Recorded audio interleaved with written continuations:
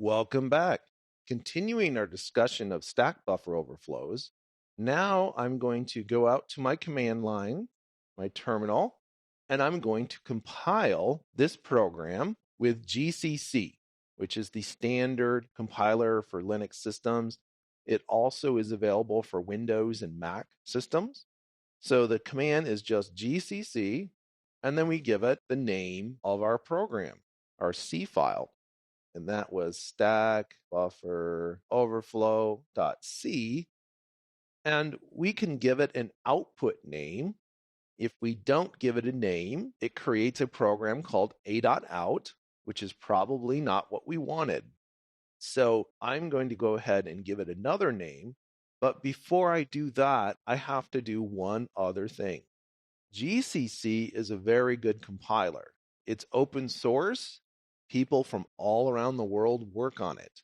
It's used to build Linux systems. Linux is the operating system by programmers for programmers. So as you might expect, they want this compiler to be pretty good, and they don't want people having stack buffer overflows. So by default, you're protected from such things if you're using GCC. So we have to turn that off. And the way we turn that off is using this switch. -F, no -stack -protector. And that says, I don't want that protection because I'm trying to learn about stack buffer overflows.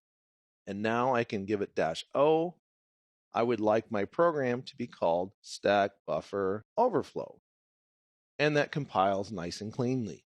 I run my program, and I'm going to pass it a string. I'm going to pass it 9 characters, and that succeeds.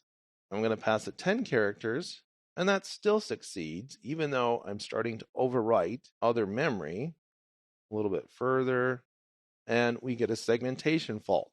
So now we've caused the program to crash. It took a little bit more than just the 10 characters to cause a crash.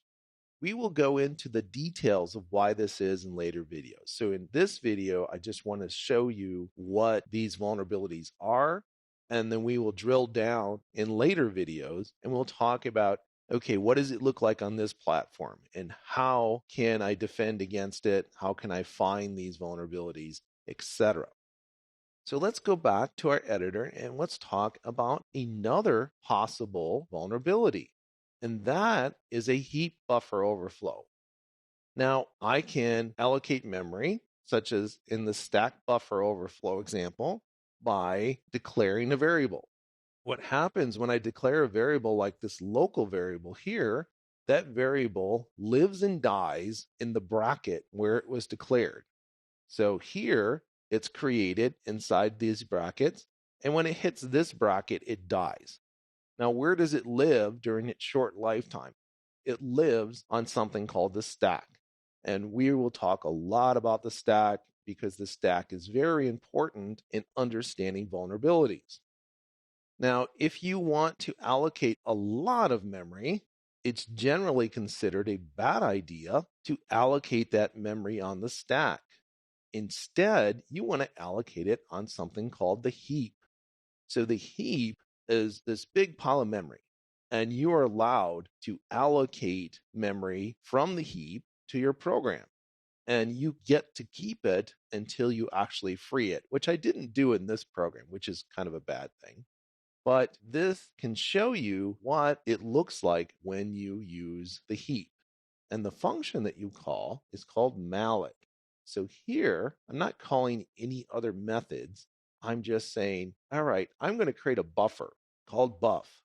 I'm going to use malloc and say, please give me 20 bytes. I can overwrite that memory location if I put more than 19 characters input. So I can overwrite this stir copy function, which can cause problems. So if I wanted to improve my program, I really should be calling free here. Okay, so that is my heap buffer overflow. I can compile it. I don't need to protect myself from stack buffer overflows. So I can go ahead and compile this by saying GCC heap buffer overflow.c. with an output of heap buffer overflow. It compiles, it gives me a few warnings, and now I can run it by saying heap buffer overflow, and I'll go ahead and give it some input. I'll give it some more input. Now, this might not immediately crash as the other one did. It might take a little bit more to crash it. Notice that once again, I've managed to cause my program to crash with an abort, which is different from a segmentation fault. So we're going to go ahead and take a quick break. And when we come back, we will look at some other vulnerabilities.